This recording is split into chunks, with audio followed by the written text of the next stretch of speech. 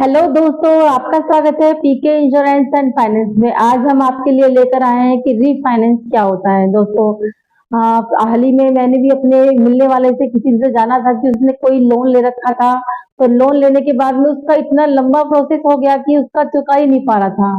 तो दोस्तों, वो बहुत परेशान था। तो मैंने उसको एक सलाह दी कि इसको रीफाइनेंस करवा लेना चाहिए, जिससे तुम्हें आसानी रहेगी, आपको परेशानी नहीं होगी और आपको जो बहुत ज्यादा लंबा प्रोसेस हो रहा है वो भी थोड़ा कम हो जाएगा।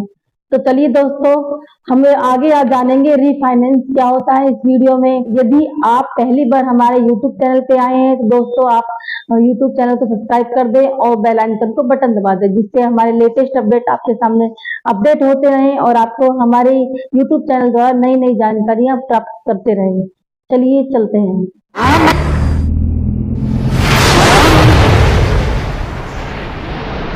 नमस्कार दोस्तों, मैं सुमन अब आपको बताना चाहूंगी कि रीफाइनेंस जैसे दोस्तों हम किसी भी प्रकार का लोन लेते हैं, किसी भी होम लोन लेते हैं, कार लोन लेते हैं या फिर किसी भी वाहन के ऊपर लोन लेते हैं। दोस्तों, हम अपनी सुविधा के अनुसार उस लोन को काफी लंबा प्रोसेस बना लेते हैं, जिससे कि हमको आसानी रहेगी लोन चुकाने में। कि हमारे पास इतना बजट भी नहीं होता कि हम उसको ज्यादा अमाउंट देकर उसको जमा करा सके। दोस्तों, हम खुद भी परेशान हो जाते हैं उस लोन को भरते भरते। तो दोस्तों, जैसे हम मान लो हमने होम लोन ही लिया है, होम लोन में काफी टाइम हो चुका है, हम जितना चुकाते जा रहे हैं हमें लग ही नहीं रहा है कि वो कम हो चुका है, बहुत ज्यादा प्रोसेस लंबा हो चुका है। तो दोस्तों, इससे अच्छा है कि आपने लोन लिया है, अच्छी बात है। लोन लेने के बाद आप उसको कुछ टाइम बाद आधी अवधि, मतलब मान लो आपने 10 साल का या 15 साल का लोन लिया है, तो उसका आपका हाफ यानी कि आपके कुछ टाइम तक आपने उसको जमा करा दिया है, तो आप उसको रीफाइनेंस करा ले, क्योंकि तो स्टार्टिंग की ही किस्तें होती हैं जो ब्याज की होती हैं वो बहुत ज्यादा जाती हैं।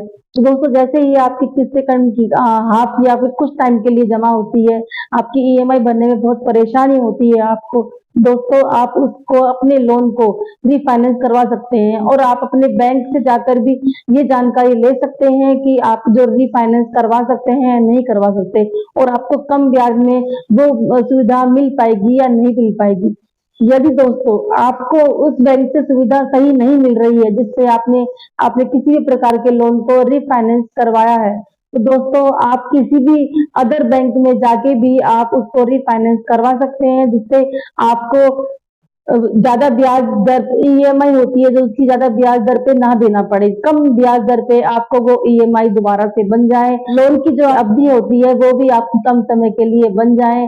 और यदि आपका कोई भी बैंक लोन चेंज कर यानी कि जिस बैंक से आपने फाइनेंस करवाया है वो चेंज करने के लिए मना करता है, तो आप अपनी सुविधा अनुसार किसी भी बैंक में जाके इसका प्रोसेस जानकर आप इस काम को करवा सकते हैं कि आप अपने लोन को रिफाइनेंस करवा सकते हैं। दोस्तों, इसके लिए आपको परेशान भी नहीं होना पड़ेगा और आपकी जो लंबी प्रोसेस होती है, ये अभी चल रही होती है, वो भी आपकी कम हो जाती है, क्योंकि स्टार्टिंग की अपनी मान लीजिए अपनी फाइनेंशियल कंडीशन ठीक नहीं होती, इसलिए हम लोन को काफी लंबे अवधि के लिए बनवा लेते हैं।